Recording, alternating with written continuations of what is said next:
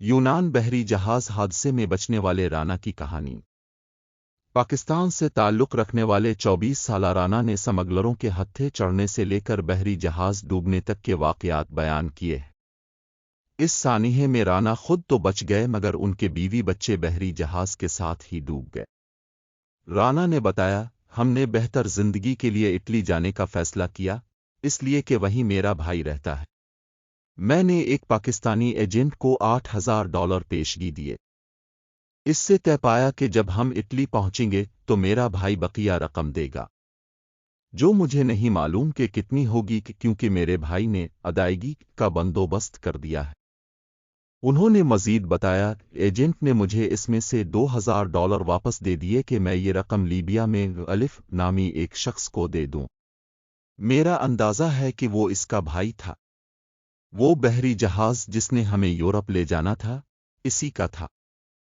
تقریباً ایک ماہ قبل ہم پاکستان سے ہوائی جہاز کے ذریعے دبئی اور وہاں سے مصر اور پھر ہوائی جہاز کے ذریعے لیبیا پہنچے۔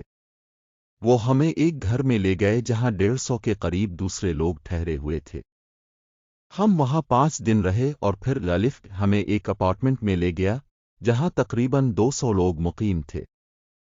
ہم وہاں تقریباً 20 دن رہے اور پھر الف ہمیں شیشوں والے ایک مکان میں لے گیا جہاں تقریباً 300 لوگ رہ رہے تھے۔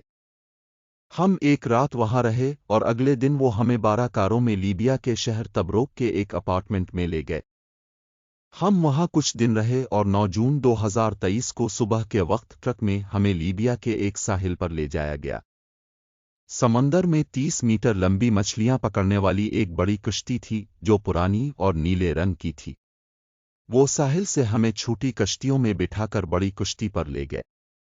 بڑی کشتی پر سوار ہونے کے بعد ہم نے دیکھا کہ اس کے نگران 2 لوگ تھے۔ جب ہم سوار ہوئے تو انہوں نے بتایا کہ ہمیں کہاں بیٹھنا ہے۔ مجھے اوپری عرصے پر بٹھایا گیا اور میری بیوی اور بچوں کو ایک کیبن میں رکھا گیا۔ بقول رانا، ہمارا سفر جمعے کی صبح شروع ہوا۔ ناؤ پر تقریباً 700 افراد سوار تھے۔ ہم 3 دن تک سمندر میں سفر کرتے رہے کہ ناؤ کا انجن خراب ہو گیا۔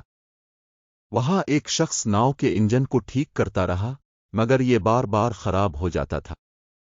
13 جون 2023 کی شام کو سمگلروں نے انجن بند کر دیا کہ قریب سے گزرنے والے جہازوں کو آواز نہ آئے۔ کشتی میں سوار کچھ مصریوں نے قریب سے گزرتے ہوئے ایک جہاز سے پانی مانگا۔ جہاز کے عملے نے پانی کے ڈبے پھینکے اور مصریوں نے سارا پانی اچک لیا اور ہمیں نہیں دیا۔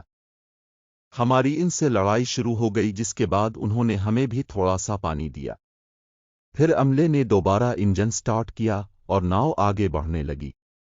آدھے گھنٹے بعد ناؤ کا انجن پھر بند ہو گیا۔ میں ڈر کے مارے دعائیں مانگنے لگا۔ اچانک مجھے ناؤ ایک طرف جھکتی ہوئی محسوس ہوئی اور اس میں پانی بھرنے لگا۔ ہم ناؤ کے اس حصے سے ہٹ کر دوسری جانب چلے گئے مگر اس طرف وزن زیادہ ہو گیا جس کی وجہ سے ناؤ ڈوبنے لگی۔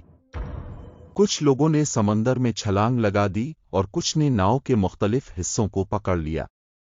میں نے سمندر میں چھلانگ لگا دی لیکن چونکہ مجھے تیرنا نہیں آتا تھا میں اپنی پانی کی سطح پر پشت کے بل لیٹ کر انتظار کرنے لگا کہ کوئی آ کر مجھے بچائے۔ چند منٹ بعد ایک بڑا جہاز وہاں سے گزرا اور جو لوگ سمندر میں تھے انہیں اٹھا کر یہاں لے آیا۔ جو لوگ باہر نہ نکل سکے وہ ناؤ سمیت پانی میں ڈوب گئے، ان میں میری بیوی اور بچے بھی شامل تھے جو کیبن میں تھے۔ یہ کہانی انڈیپینڈنٹ اردو سے ماخوذ کی گئی ہے۔ ایسی مزید دلچسپ اور معلومات سے بھری ویڈیوز دیکھنے کے لیے ہمارے ساتھ رہیں۔ اپنا بہت سارا خیال رکھیں۔ خدا حافظ۔